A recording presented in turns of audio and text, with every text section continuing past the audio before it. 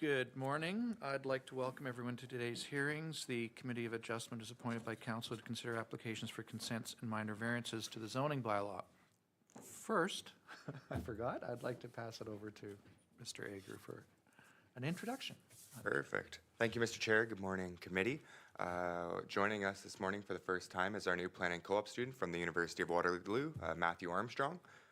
You'll be seeing his face for the next 4 months, so he's just finishing up his second full week here. He started on the 6th, and so for this meeting he'll be observing with the hope of presenting to you in the near future. So welcome, Matthew. We're excited to have you, and welcome to committee. Thank you. Please be advised that any applicant or agent that is in attendance in person at today's hearing for a specific application may leave the hearing once their application has been considered by the committee. Any applicant, agent, or member of the public wishing to address the committee for a specific application is reminded that presentations are limited to 10 minutes per person.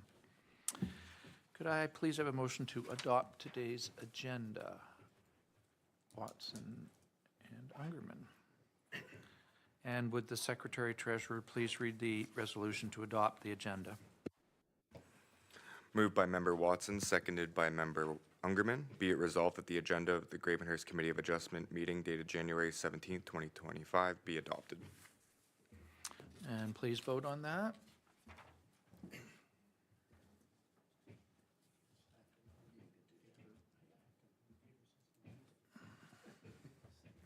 And that carries. Thank you.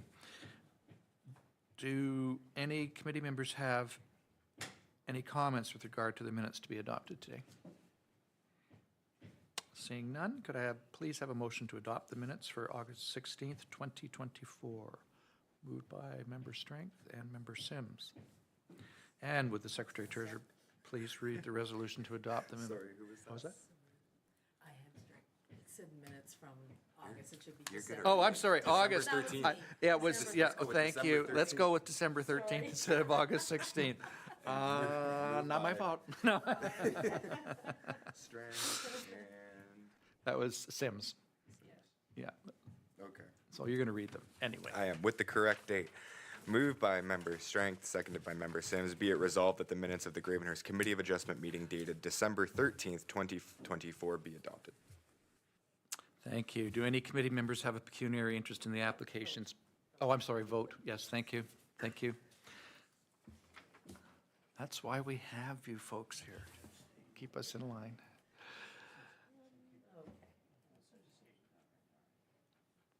Okay, and that carries. Thank you.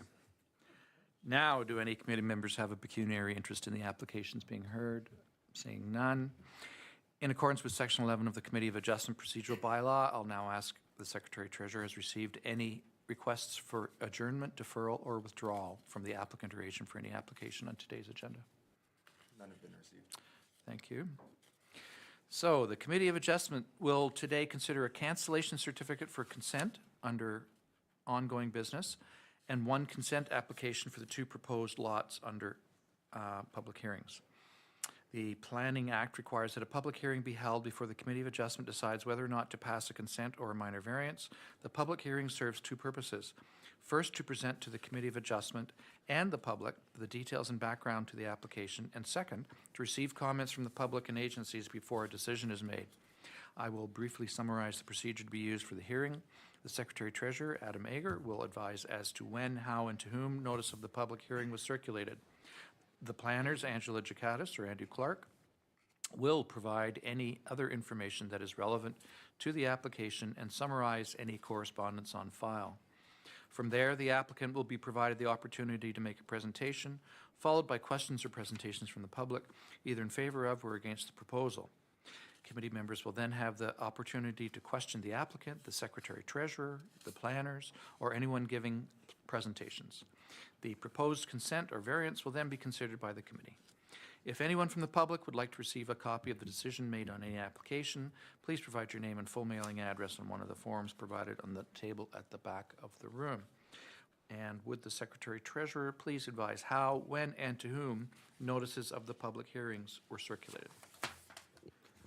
Thank you, Mr. Chair. Notice of Public hearings concerning the proposed Freeburn consent and Reinhardt minor variance were sent by first-class mail to the respective owners and assessed persons within 60 meters of the properties subject to the proposed consent or minor variance application and emailed to applicable agencies. Included with each notice was a summary of the application, a site sketch, and a key map showing the location of the property. The circulations were provided in accordance with the provisions of the Planning Act, RSO 1990, Chapter P13. Thank you. It's important to note that should committee approve any application, there is a 20-day appeal period during which time today's decision may be appealed. During this appeal period, no building permit may be issued or other work commenced. Also, in the event there is an appeal, and in order to be kept advised of a possible Ontario Land Tribunal hearing, members of the public must request to be sent a copy of committee's decision on the application. It should be noted that Bill 23 no longer allows third-party appeals. Only the applicant, the municipality, and certain public bodies will be able to appeal a minor variance or consent decision. So we will now deal with the application for a cancellation certificate under ongoing business. And I now declare this to be consideration of a cancellation certificate for Break and DeRoche. I will now ask the senior planner, Angela Jacatis, to please provide any additional, I'm sorry? Is that, I think we're going to Mello and. oh, I'm sorry, okay. That's not what the script Oh, says. sorry. So are we going to, Here, I'll just fix it for you. okay, thank you. Sorry, folks. One moment, please. Yes. You know what, I printed the wrong Right. script, so. That's what happened. Okay. Well, Anne's just doing her, I'll go and reprint it. Okay, sorry, we have the wrong script today. But that's Actually, okay. is it? It'll take Ange a few minutes to get through hers, and then I'll be right back. Okay, thank you. Sorry, I printed the wrong one. So off this the is the consideration of a cancellation certificate for, No, where it's just a straight-up consent. oh, I'm sorry, this is, Oh, yeah, it is, sorry. no, this is the cancellation for Mello and Condino. Thank you. Sorry for the confusion. I'll ask our senior planner, Angela Jacatis, to please provide any information that may be relevant to get us back on track. Thank you. Thank you, Mr. Chair. And I would just point out, this request is for canceling a consent approval that was previously given, and that will facilitate a lot addition to occur. So it is a little different than typical consent or minor variance applications that you would consider. And I will go over the property details to explain in more detail what committee's being asked for. The lands that are subject to this application are located east of town with frontage on Doe Lake. The property that committee is being asked to deal with today is shown here on this key map. Access is obtained from Conservation Road, which comes off of Doe Lake Road. And this particular lot was created by consent by application in 1981. It's B-254 1981 GR. So conditional approval has already been granted by the committee through application B-18 2022, which is, you can see that on the screen, for the lot addition to be added to the subject property. And that will result in the enlargement of the subject property, which is depicted on this slide. So the air photo provides an overview of the existing property with the lake frontage on the lake, and then the triangular shaped lot addition at the rear, which again has already been approved as a lot addition. So keep in mind that the request the committee is being asked to consider is to cancel the original consent that created the waterfront lot in 1981. That will effectively take away the status that that lot currently has, which it's a standalone lot. The once a consent, always a consent status, which prevents the merger of the lot addition to occur. So the reason that you're being asked to cancel this is so that that lot addition that was approved can occur. I just have one photo for context, really just to provide some locational context. So the waterfront area of the subject property is shown on the right. The area of the approved lot addition is the forested area at the top left. So that, again, is all intended to merge and become one parcel, which is logical. So this slide again shows the resulting lot configuration.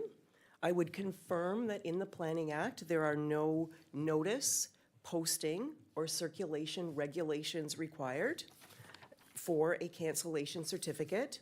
So unlike the circulation notices required for a minor variance or consent, as no circulation or posting occurred, no comments were received, approving the cancellation certificate will cancel the original consent, allow a lot addition that was already approved to merge, and result in the larger parcel that is shown here. So staff would recommend that committee approve the cancellation certificate. That concludes the presentation, and I'm available for any questions. Thank you, Ms. Jakadas. Do the applicants or agent have a presentation they wish to make? No? And the staff's recommendation in this case is to approve the issuance of a certificate of cancellation for the severed lot in application B 254-1981 GR. And does committee have a motion to approve this? Strengthen Watson. I'll ask Adam Ager to please read the resolution.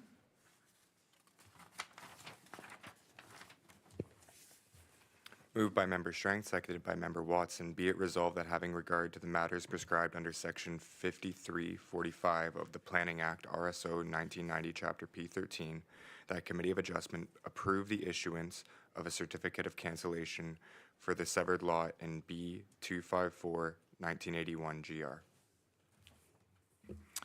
Thank you. Any questions or comments from the committee on this one? Mr. Sims, go ahead.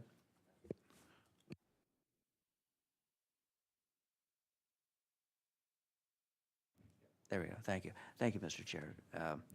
This is just a question, I think, to this, if you could, through you to the staff, just for clarification, is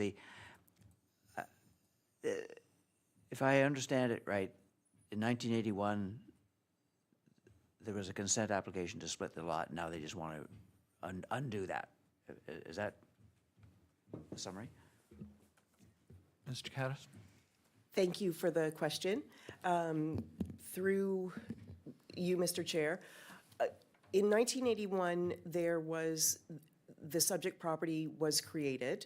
The lot addition that was approved by committee last year was never part of this parcel.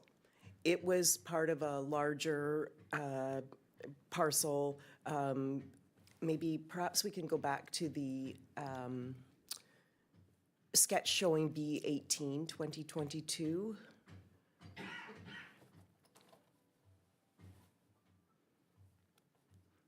So the lot addition is part of a much larger parcel that extends around Doe Lake.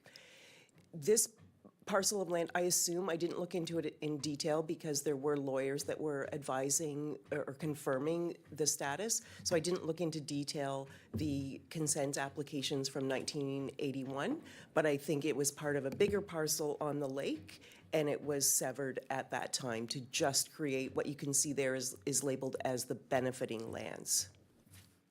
Does that answer the question?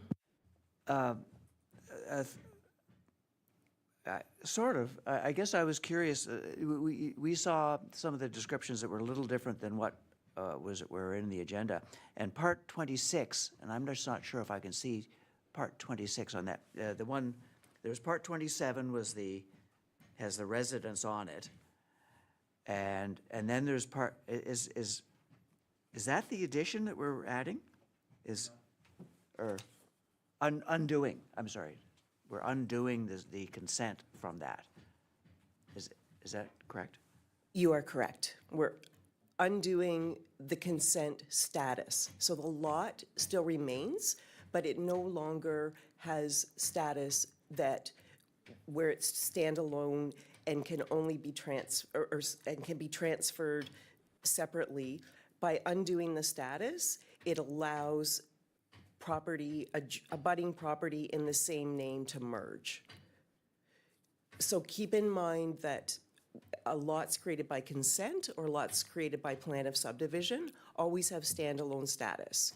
So an individual can own all of those lots side by side and they won't merge because of that special standalone status. And in this case, so the consent granted in 1981 affords this lot that status where it won't allow another lot to merge. So what committee is being asked to do is to remove that status so that the lot addition can merge with that property to result in a larger lot.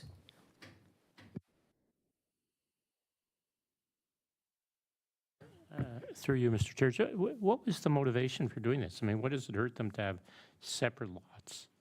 Presumably, they're owned by the same, the two parcels that are going to become one are owned by the same party, so why would they bother this? Through you, Mr. Chair. So until June of 2022, the lot addition parcel was not owned, it was owned by a different owner.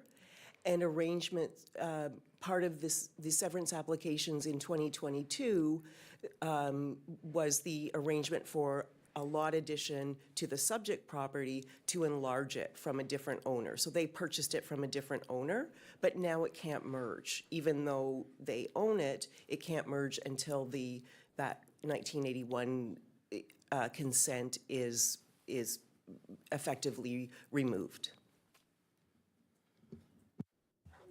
But they don't gain anything by bringing them together. If the same party owns the two parcels and they wanted to sell it, presumably they could sell it. I guess the only advantage would be if they wanted to build something that required greater space. Through you, Mr. Chair.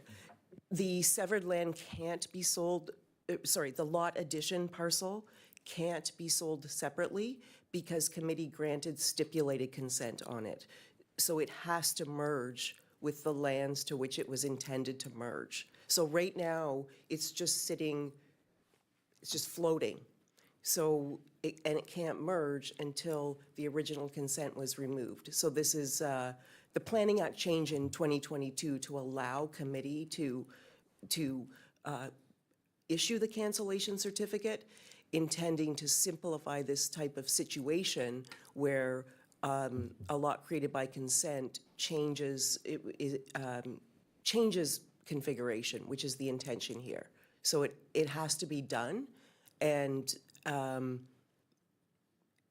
in order for the parcels to be consolidated, and that is what committee intended through the lot addition in 2022. So if I may, Ms. Jakatis, just to confirm, so a condition of that lot addition was the merging of these two parcels? It was not because because the town doesn't have the ability to search title, and it just became, we just became aware within the last year that that lot was created by consent in 1981. So we did not know that it was created by consent, assumed that it would merge. Then when the transfers were being done, it was determined that that lot addition couldn't merge because of the original consent from 1981. So it was not a condition because we didn't know. Okay, we don't see a lot of these, so it's understandable to have questions about the process. Anything further? Okay, I will vote, or call for the vote on the cancellation. I can vote too.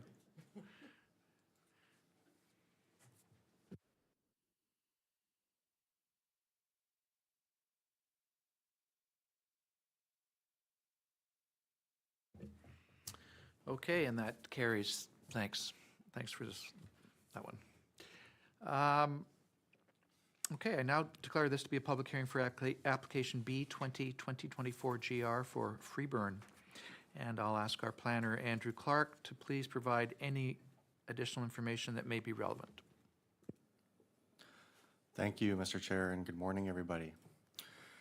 The subject property, municipally known as 1098 Beaver Ridge Road, is in the central area of the town of Gravenhurst, in between the Kilworthy Rural Settlement Area and the town's urban center. The property is just directly east of Highway 11 North. The property fronts onto and is accessed from Beaver Ridge Road, which connects to Highway 11 North. The property is designated Highway 11 Special Character Area on the front and Rural Area on the rear, and is zoned rural and environmental protection in part. The property abuts existing rural residential uses to the southeast, including the Beaver Ridge Estates Mobile Home Park and commercial uses to the northwest and south. The property is currently developed with one detached dwelling, an attached deck, an accessory shed, and also contains an existing driveway, septic system, and well. The remainder of the property is well vegetated and is generally flat. A steep sloping portion of rock outcrop was noted across from the location of the existing dwelling to the east, which we'll see in upcoming pictures. And assessed wetlands and watercourses also appear to exist at the rear of the property, which you can see on the aerial. So an application has been submitted to permit the creation of one new rural residential lot that is defined by an area of approximately 1.1 hectares and a frontage of 80 meters on Beaver Ridge Road. The proposed severed lot will contain the location of the existing development on the property along with a servicing infrastructure. The application also proposes to retain one vacant lot with an area of approximately 31 hectares and frontage of 83.7 meters. Currently, the property is zoned rural, which requires a minimum lot area of 4 hectares and frontage of 152 meters. The proposed severed lot does not satisfy the area and frontage requirements for this zone, and the proposed retained lot does not satisfy the minimum frontage requirement. So as a result, a zoning amendment application has also been submitted concurrently with this application to rezone the proposed severed lots to residential rural, and also to which would recognize the dimensions, and also to permit the proposed frontage of the retained lot. This application will be considered at this month's Planning Council meeting on January 28th. And as you can see here, a survey sketch has also been prepared for the proposed severed lot, which confirms the area and frontage dimensions and also the location of existing development, which is proposed to remain on the property. The location of this development appears to comply with other applicable standards for the residential rural zone, including setbacks and lot coverage. I note the comments of no objection were received from the chief building official, deputy treasurer, infrastructure technologist, and deputy fire chief. The district of Muskoka has also provided no objections, provided the appropriate development control techniques are used to ensure developments appropriately set back from identified natural heritage features, and that any site alteration and development is undertaken in accordance with provincial and federal requirements relating to species at risk. In this case, I'll just note that identified natural heritage features are concentrated towards the rear of the property and do have setback requirements in the zoning bylaw, and the retained property also has ample area outside of these constraints for any proposed development to occur appropriately in accordance with those requirements.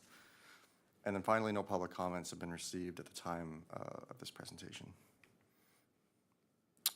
So moving into our site photos, this looks northeast into the location of what would be the proposed severed lot from Beaver Ridge Road. You can note part of the existing dwelling, which is well screened by existing trees. Turning around, looking southwest, this is an existing commercial property across the road from the proposed severed property. And this looks northwest up Beaver Ridge Road from the severed property, which connects to Highway 11 North, which you can see in the background. And then this looks southeast down the road, the other direction, noting the existing sight lines. And I'll note that while you can't directly see them, there are budding properties on the left-hand side moving down the road, which consist of smaller rural residential lots. And you can note that there's an existing natural character, the well-vegetated area. Now this looks north into the front of the proposed retained property from the road, which is currently well vegetated and as you can see is relatively flat at the front. This does look further into the retained property on its western side. You can note in the background a bit more, there's a portion of rock outcrop. This looks into the retained lot now more on the eastern side, showing where that topography flattens out beside the rock outcrop on the left. And turning around again, this is another commercial property across the road from the retained lot, which is screened by an existing fence and some tree cover. Looking north again, this is a better view of the existing dwelling on what will be the proposed severed lot. Also, there's a shed to the right, located beside that trailer. This looks west across the proposed severed lot to the adjacent property that does contain a self-storage facility, which, as you can see, that abutting property is well screened and buffered by the existing tree cover, which would be on the severed lot. Now this looks east from the dwelling to that aforementioned rock outcrop noted previously on the retained property. And then finally, this looks north into the rear of the severed lot and also into the retained property as it does jag around the proposed severed lots. And you can note that this area is also very well treed and natural. So staff are of the opinion that the consent application satisfies the requirements of the town's official plan, general intent of the zoning bylaw as outlined in the accompanying report, and recommend the application be approved, subject to conditions that will be noted on screen. One of these conditions includes rezoning the severed lot to residential rural and recognizing the frontage for the retained property. And that concludes staff's presentation. Thank you. Mr. Clark, do the applicant or agent have a presentation you wish to make? Please come forward. Need your name and mailing address, please. Good morning, Chair, members of committee. John P. Gallagher, John P. Gallagher and Associates, 24 Hibbard Road, Huntsville, P1H, 1C9. I think Andrew has given a very thorough report on the application. I will say that prior to our submission, we had met with staff previously. We also were in touch with the MTO to make sure that they were satisfied that the severance could occur. As Andrew had stated, we are creating one new residential lot. It'll be significantly larger than the severed lot, at the severed lot being 1 hectare, 2.5 acres. There are other lots of a rural residential nature along the roadway there. It's really not conducive to commercial on this site. There's also the mobile home park to the south of the lands as well. As Andrew had stated, there's significant buffering from the storage unit property and ample room on the lot for a dwelling, septic, and well. The areas of constraint, i.e. the wetland at the rear, is going to be retained with the environmental protection zoning on it. And there's ample area away from the rock outcrop to build. Most people will try and avoid any rock given the cost of rock removal. I've provided a planning report how this application is consistent with the provincial policy statements. It's taking advantage of an existing infrastructure, being the Beaver Ridge Road, where services currently exist. We've seen the comment from the District of Muskoka that the application conforms with the district official plan. Staff have stated, and I concur, that it complies with the local official plan. It does meet the intent of the zoning. We tried to keep our frontages larger than 60 meters to sort of even things out along there. And it met the policies with lot creation as well. There were no objections from neighbors on the application, and it represents good planning. We've reviewed the conditions of approval and have no objection, and would request committee approve it. If there are any questions, I'd be glad to answer any. Thank you. Okay, thank you, Mr. Gallagher. Any questions or comments from members of the public? I don't see any, so I think we're okay that way.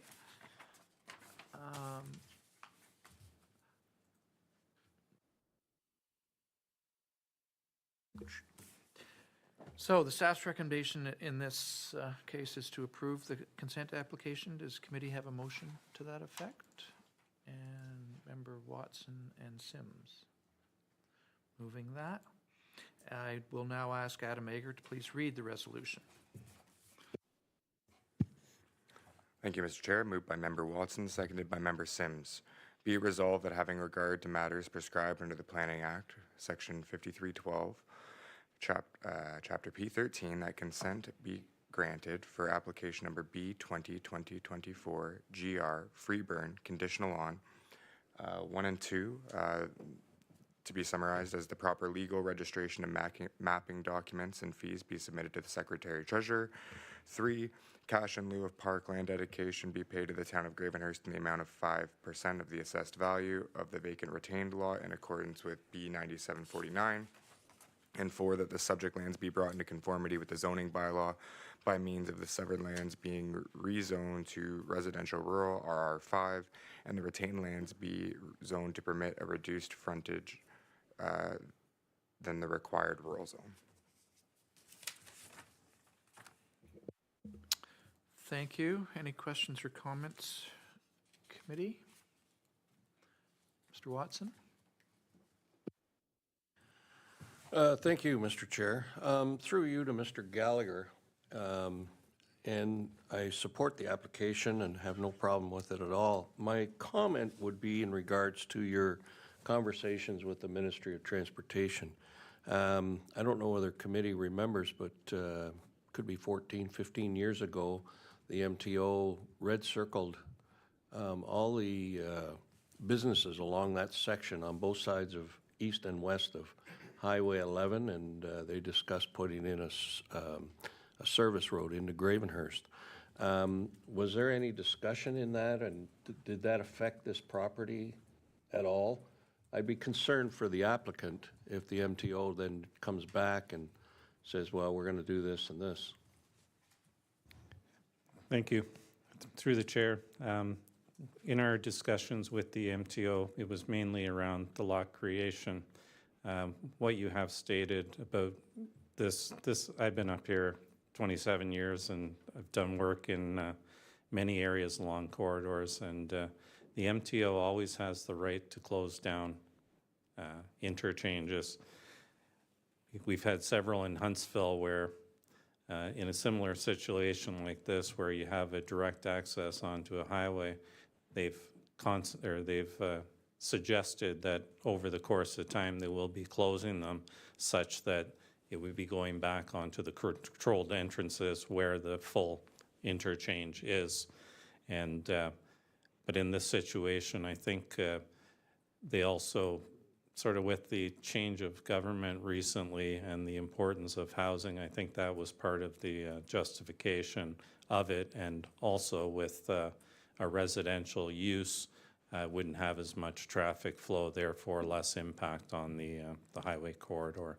But they didn't mention anything about a service road going up on there. But I'm pretty certain there'll probably be some drawings tucked away somewhere that show it on a map, because in Huntsville, we've had them there for 20 years at Medill, Rowanwood Road, all these proposed interchanges, and they've never come to fruition. Thank you.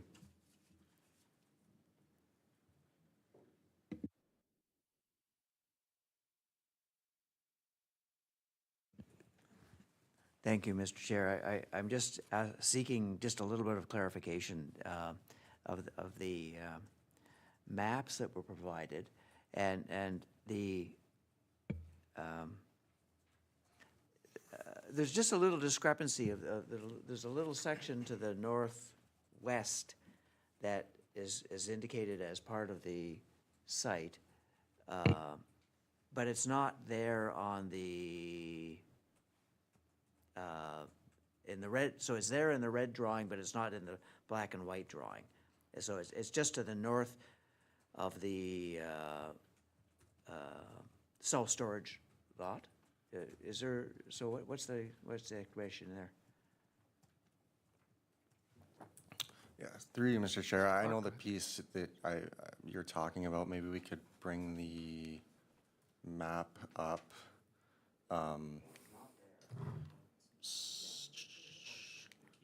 The key map, I guess, at the front. Let me see if I can just scroll back. Yeah.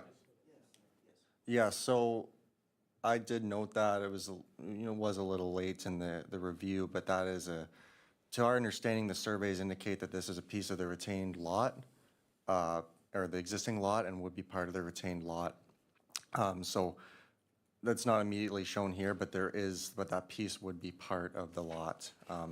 There was some mapping discrepancies with our system and the layer provided by MPAC with relation to how the lot area was a bit skewed relative to the original parcels. So that could be why that discrepancy came up. I mean, this was the site plan provided, but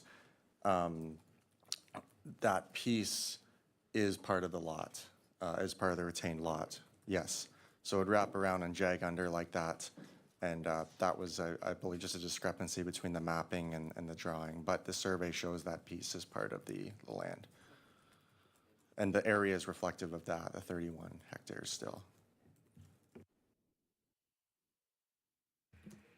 Thank you.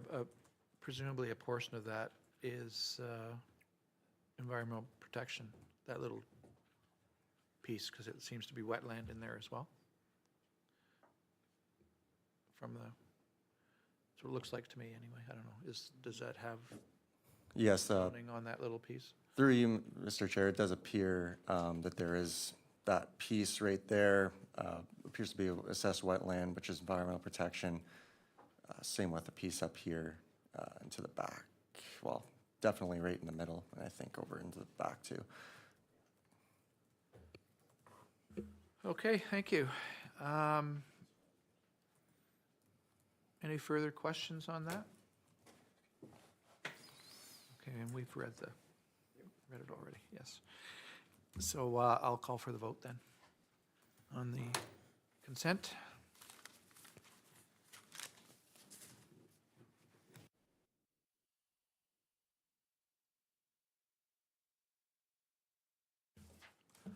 And that carries, thank you. I now declare this public hearing to be concluded. Thank you. I now declare this to be a public hearing for minor variance application A22-2025 GR for Reinhardt. And I'll now ask our planner, Andrew Clark, to please provide any additional information may be relevant. Thank you, Mr. Chair. The subject property, municipally known as 1007 Parkholme Road, is in the northwestern area of the town of Gravenhurst and is a waterfront property with frontage on the southwest side of Lake Muskoka. The property is within the the waterfront area designation of the official plan and is zoned residential waterfront RW6A. The property is currently accessed using an unopened road allowance to the south, which connects to Parkholme Road, which is the red line shown in this map. And so the access is about here from our observations, and we'll have pictures to show that. And to note, there are two parcels under the same number here, roll number here. The proposed development is on the piece of property directly abutting Lake Muskoka. You'll see that the property is within a residential waterfront area, which is generally defined by smaller lots of similar size. So the property is developed with a detached dwelling, an attached open deck, 2 storage sheds, a sleeping cabin, and a dock. And the property is generally well vegetated outside of its developed areas. It does slope downwards quite significantly from the rear to the location of existing development, and then again in the shoreline area towards the water. The actual location of the existing and proposed development is relatively flat.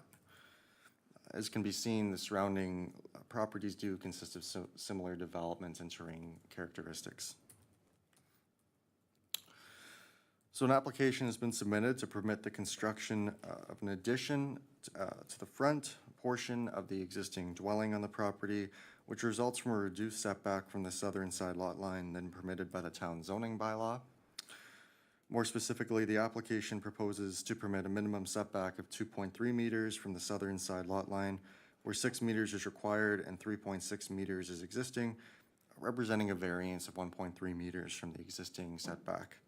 As noted on the site plan, the existing dwelling is defined by a non-complying setback, and the proposed addition will be located on the side of the property that abuts a town-owned unopened road allowance.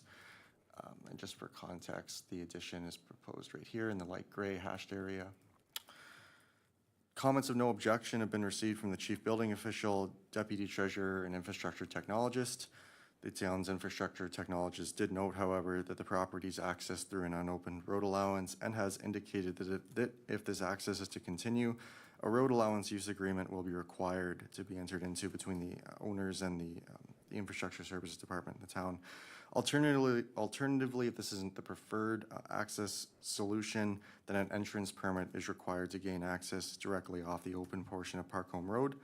So due to these comments and the current access for the property, staff have included a condition that legal vehicular access is confirmed to the satisfaction of the town's infrastructure services department. And finally, I'll note that no comments have been received from the public on this application.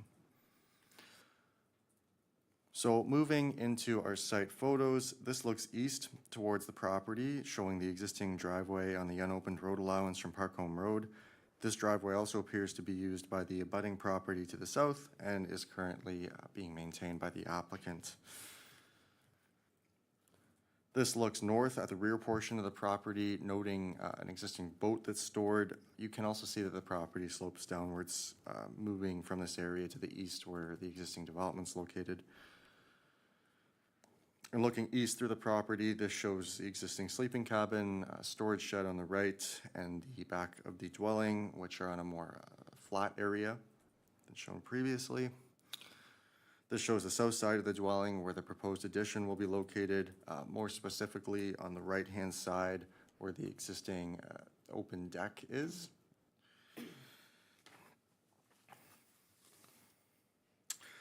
This looks west at the area of the proposed addition, which will predominantly be on the footprint of the deck and stairs shown in the foreground. You can also note that this area is relatively flat. Based on the information provided by the applicant, it appears the location of the side lot line is where the noted tree is on the left.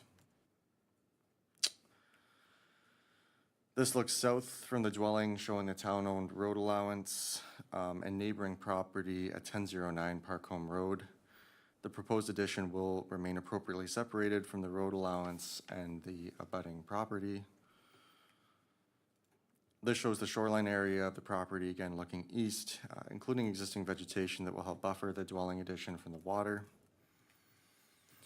And then finally, this shows the neighboring property to the north. Again, the proposed addition is on the other side of the dwelling and is not anticipated to negatively impact this property. So as outlined in the staff report, staff are of the opinion that the application meets the 4 required tests for a minor variance and recommend that the application be approved, subject to the condition that legal vehicular access is confirmed on the property. And that concludes our presentation. Thank you.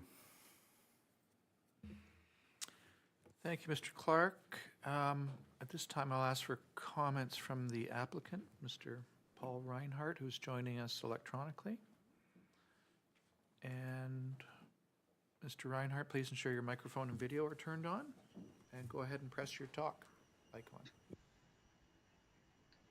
There, can you hear me okay? Yes, we can see you and hear you. Thank you. No, my only comments are thank you for the committee for listening to our variance, and my purpose was just to be here to answer any questions that the committee may have. So thank you.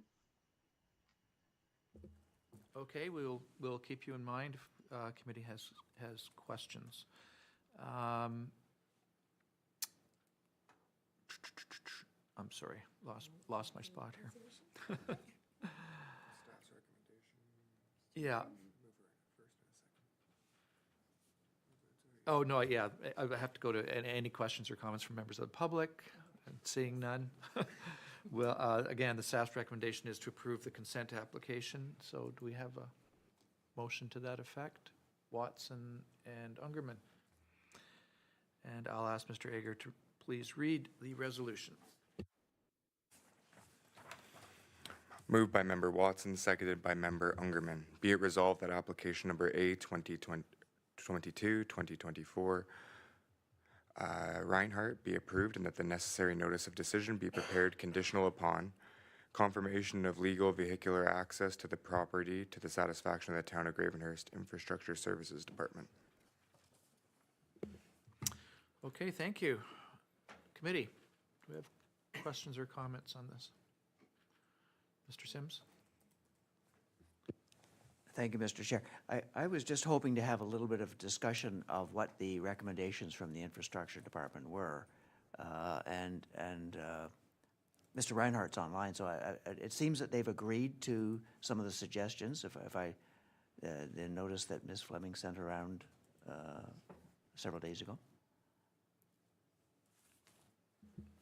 I don't know if staff want to comment on that as well, but I would believe that we would need some kind of license of occupation or something to that effect, use of the road allowance. But, Yes, through you, Mr. Chair.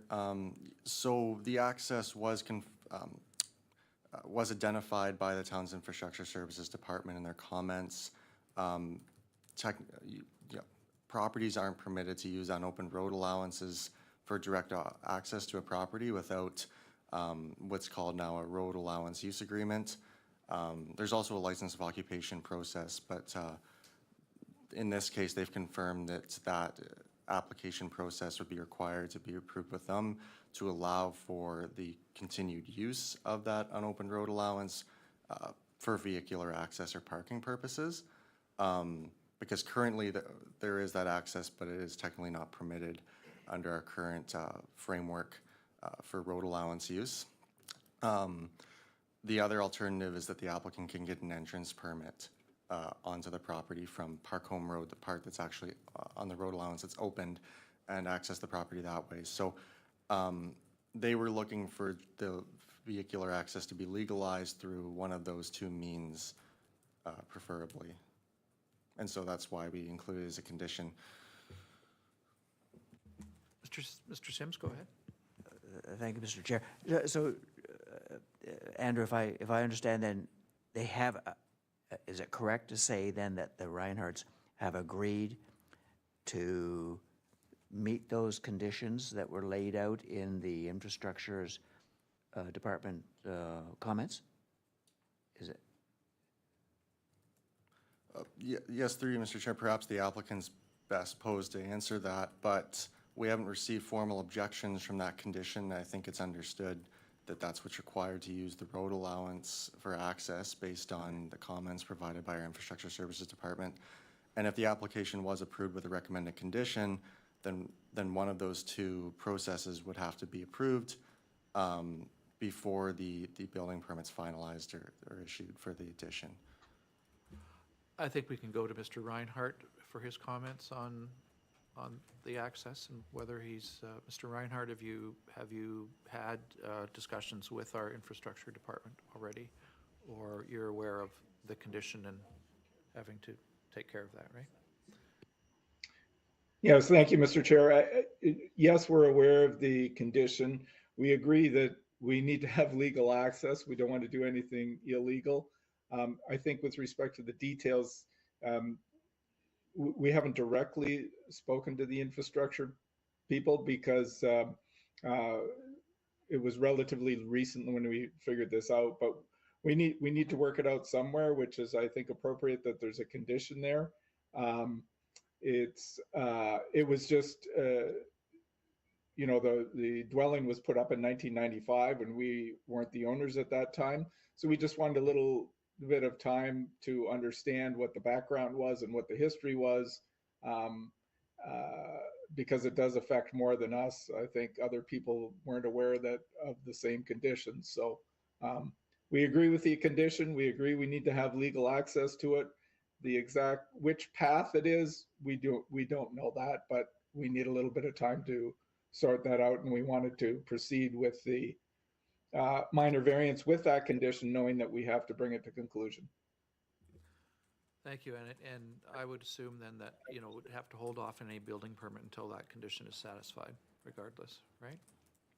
Yes, that would be correct. Okay. Mr. Sims, something further? Yeah, this is just not perhaps relevant to the application we're facing, but does this mean that the other property owner on the south side also has to comply with these requirements, even though there's not yet an application for requiring a building permit? And otherwise, I'm in agreement with the application, of supporting the application. Yes, through you, Mr. Chair, that's a good question, and that's correct. They would also need approval to use that road allowance if they continue to do so for access, or they would have to get an entrance permit directly off of Park Home Road. Our infrastructure department is aware of that, and I believe is also in the process of reaching out or making them aware of that as well. But that property would be subject to the same requirements. I think this was a recent change that council approved for a better policy with regards to using unopened road allowances. I think if you're reading the news, a lot of municipalities are having to deal with this situation in a variety of ways, and in some cases, the public's up in arms around it. And in fact, I think Lake of Bays just had to backtrack, if I'm correct, on their new bylaw or policy they put in place. And again, a lot of this is because of liability, of course, using town property for private purposes in this case, and liability and you know, the legal aspect of having legal access to the property, of course, is essential as well. So I think it's a valid requirement to put in. Anything further, committee? And for the first time, I'll ask the planner if there's any recommendations or comments to bring to our attention as a result of these proceedings. Yes, through you, Mr. Chair, staff recommend the application be approved, subject to the noted condition for access. Okay, thank you. So we'll call for the vote on this minor variance.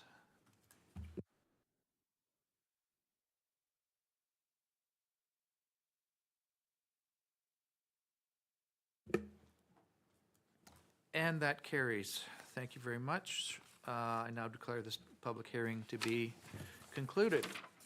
And our next Committee of Adjustment meeting is Friday, February 21st. I think I will be away at that time, and I'll try to participate electronically. But I think the chair should go to our vice chair. Councillor Strength for the February meeting. And as there is no further business noted on the agenda, can we have a motion to adjourn? Councillor Strength and Councillor Watson. And we'll vote on that. And that carries. Thank you. I now declare this hearing to